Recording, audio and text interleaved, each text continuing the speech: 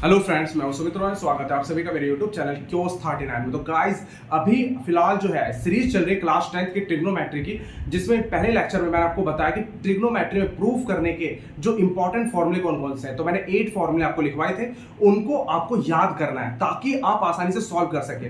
ठीक है, तो यहां पर मैं उसी सीरीज का दूसरा लेक्चर लेके आ चुका हूं। यहां पर मैं आपको ट्रिग्नोमेट्री का पहला क्वेश्चन जो है प्रूफ करवा के दिखाने वाला हूं। तो बिना किसी समय गवाए शुरू करते हैं आज का टॉपिक। तो यहां पर हमें क्वेश्चन गिवन है cosec theta minus cot theta का whole square equal to 1 minus cos theta upon 1 plus cos theta. तो इसको सॉल्व करने के लिए सबसे पहले हम क्या करने वाले हैं, इनका फॉर्मूला जो है वो मैं आपसे बार बार कह रहा हूं, आप एक बार जाकर के उन फॉर्मूलों को सही से याद कर लें ताकि जब आप सॉल्व करेंगे तो वो ऑटोमेटिकली और अच्छे से याद हो जाएंगे। तो यहां पर आपको cosec थीटा को मैं लिख सकता हूं 1 upon sin theta minus cot theta की जगह लिख सकता हूं मैं cos theta upon sin theta का whole square equal to 1 minus cos theta 1 plus cos theta.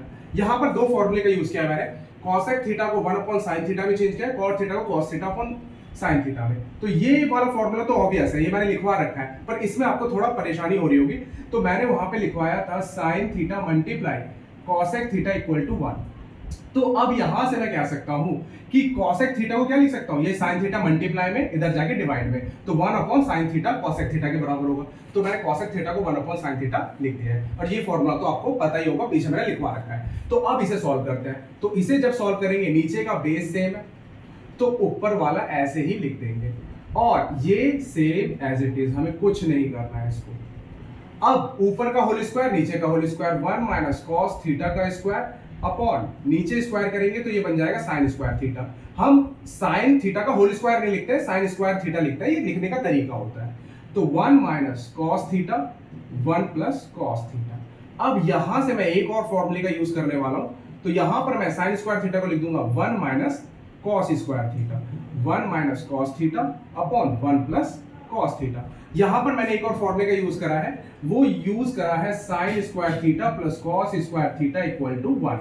तो यहां से मैं कह सकता हूं sin स्क्वायर थीटा क्या होगा 1, ये प्लस का उधर जाके माइनस का, तो 1 minus cos square theta equal to sin square theta. तो यहां पर sin स्क्वायर थीटा की जगह 1 माइनस cos स्क्वायर थीटा लिख दिया। अब 1 को 1 का स्क्वायर लिख सकता हूं, तो ये हो जाएगा a का स्क्वायर माइनस b का स्क्वायर, तो ये 1 माइनस cos थीटा का होल स्क्वायर, और ये हो जाएगा a minus b a plus b। और ये सेम एज इट इज मुझे ऐसे का ऐसे ही उतार दे रहा है। अब यहां से एक पावर कैंसिल हो जाएगा, ऊपर बचेगा 1 minus cos theta upon 1 plus cos theta, और नीचे बचेगा 1 minus cos theta upon 1 plus cos theta. ये हो गया प्रूफ।